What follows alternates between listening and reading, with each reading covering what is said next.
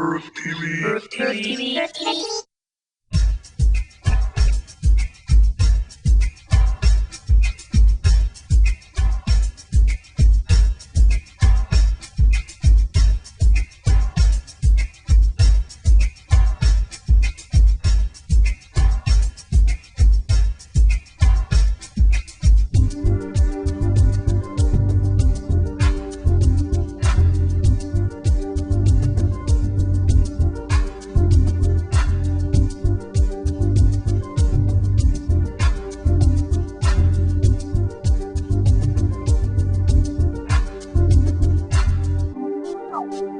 Owning an original piece of art is generally out of the league for a mere mortal such as myself.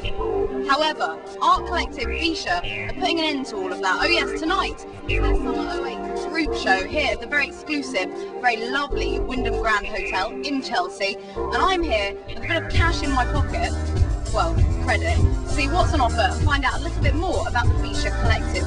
Follow me, let's see what we can buy.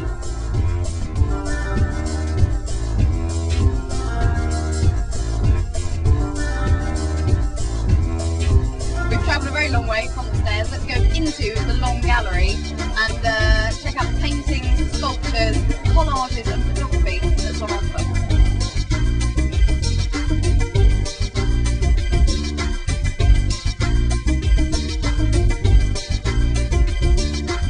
And what is it that you choose about the cities to depict in your pictures? What is it that grabs you about particular cities? I like the movements, I like the feeling of sort of being lost in a city. I like the feeling of being on my own. I like the feeling of just the sort of craziness of what is a city. I mean, that's what I like. So that's what you get, really. Can you show me some of the London ones? Because Earth TV, we do kind of like the best of London and what's going on. So it'd be really good to find some of those. Two over there. Point out some bits. Well, I mean, the two here are your London pieces. You've got Soho. And it was last summer and it rained a hell of a lot.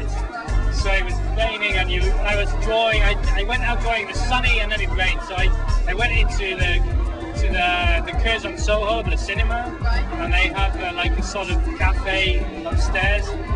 And that is sort of looking out at the scene of sort of people in their summer clothes but in the rain, but you're sort of inside and you feel great, you know, you feel nice, but at the same time it's a bit strange, you know, it's always that sort of urban environment, very sort of cool, very sort of chrome, you know, I don't know, it's great, but at the same time it's wet outside, so you escape.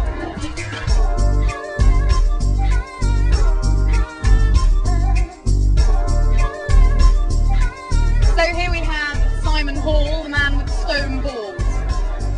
Yes. Are they made of stone? They are stone, but there's a composite. There's also stone, plastic, and fiberglass, and also normal glass recycled. Can we go and have a closer look? I want to touch it. Absolutely. Are they touchable? Are you allowed to? Well, I'll let you. Okay. I need to actually give a confession here. Earlier, whilst we were stood around, I actually thought they were a sort of seating device and almost made moves to put my bum on them. That's the kind of beauty of it. I mean, they're kind of meant to be functional. You can play around with it, you can touch it, you know. That's a basic, like a fiberglass. It's such a versatile material, and it takes on. You can do so much with it that I thought, you know, you can make a great, huge red shape like that. So it's so versatile, and I think it's silly not to use it. See, part of me, I think I've got this fixation with touching things and sort of, getting hold of it. Where does the line cross? Because that very easily could turn into furniture, couldn't it? If you kind of lined it with cushions. Yeah, I've got a range coming up. It'll probably be fiberglass furniture, and but that's a little way out there for now. But they're being developed now, and hopefully with I've got a new workshop in there. They'll be produced later on. These some funky colours, hopefully. Okay, stood outside now with Antonio and John, who are the men behind Bicha, is that correct? How did Bicha come to be? Well, we've been going about a year and a half, and Bicha started as a collection of art images.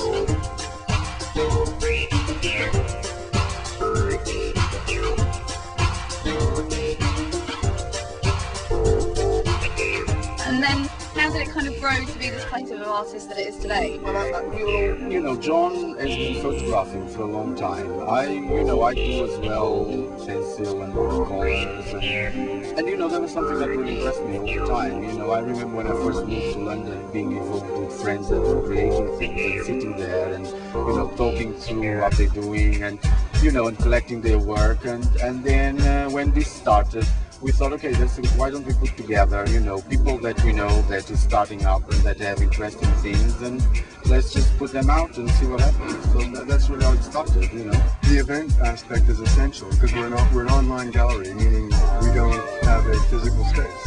So every event's in a different space. So here with Wyndham Grand, we were at the Troubadour Gallery in Earl's Court last year, and we were looking at venues in Toronto and New Delhi next winter. So and lots of the other places in London. We are in Montreal in a gallery, and we are in Portugal. And there's plans for 3 or 4 other shows. So I want to talk to you about these Lomo pictures, because this is the Russian spy cam. Give me a bit more detail on that. 1960s little Russian spy camera. Lomo stands for Leningrad Union of Mechanics and Optics.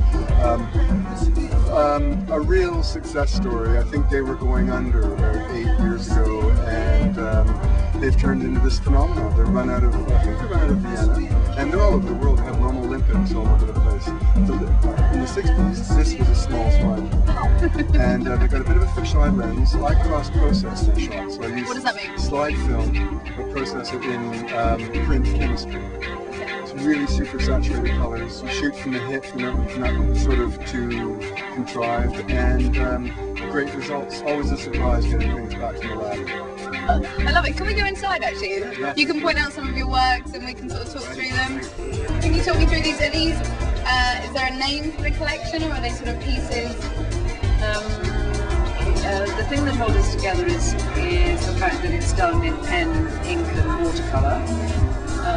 It's domestic interiors and views from windows, or views into windows, because I like interiors. As an interior designer, that's what appeals to me. I think the domestic has a lot to say to us. They're very light, intimate sketches of interiors. And are these all your own interiors? A lot of them are from San Francisco, where my son is. And I had a visit there in some months, and so this is a view of the bay. Oh wow. And this is another view of the bay, this one here. So you need the space, you need the equipment, and you need something that says, I'd like to do this now. And ideally, I would have 3 or 4 waiting to be done, and I would do them.